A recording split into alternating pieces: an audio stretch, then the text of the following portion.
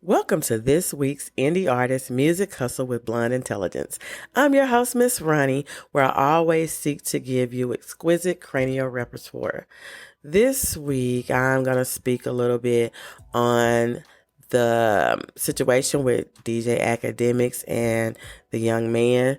I'm going to be honest. The first time I heard it, I heard different people reporting on it, and they were like playing the audio, and I couldn't listen to it anymore. The actions of DJ Akademiks in this situation reflect a concerning pattern of behavior that raises significant questions about his character as a man. His explicit conversation with a 15-year-old boy on Twitch demonstrate a lack of awareness and respect for boundaries, particularly given the young man's discomfort, as evidenced when he had to inform Akademiks that he was not gay and that he was only 15. This incident is especially troubling in the light of the ongoing allegations against him regarding his ex-girlfriend, where he allegedly allowed his friends to assault her and attempted to manipulate her feelings about the situation. It suggests that Akademiks may not fully grasp the ramifications of his actions or seriousness of the accusations he faced. Allegations that DJ Akademiks allowed his friends to assault his ex showcase a troubling disregard for her well-being. This behavior not only reflects poorly on his character, but it also raises questions about his understanding of consent and respect for boundaries in relationships.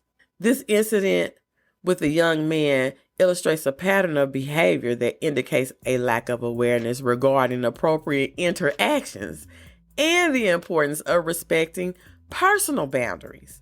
It's concerning that someone in a position of influence would engage in such conversation without even considering the impact on the young individual. These serious accusations must be taken into account when evaluating his overall influence and credibility in the media landscape. There's a YouTuber by the name of Scru Face. He actually interviewed the young man and, to my understanding, spoke with the parents and chose to seek some type of legal advice. So for the parents of the young man, the next step should be to seek legal counsel to protect their child's interests and ensure that any potential harm resulting from Akademiks' actions is addressed properly. Now, I don't know how this would work, considering that the young man is not American and I don't think that he lives in America. But this could involve consulting a lawyer about filing a report with law enforcement, given the nature of the conversation that took place during the live stream. Regarding possible charges against Akademiks, there is a potential for legal action if the investigation finds that his behavior constitutes grooming or other forms of sexual misconduct. The legal system often considers the context of such interaction, especially with minors. If the authorities find sufficient evidence or witness testimony that support allegations of inappropriate behavior, charges could be filed against him. And I'm just like, it was on a live stream. It's like everybody who replayed it showed it to so many different people. So if there is enough witness testimony, the witness testimony is out the wazoo.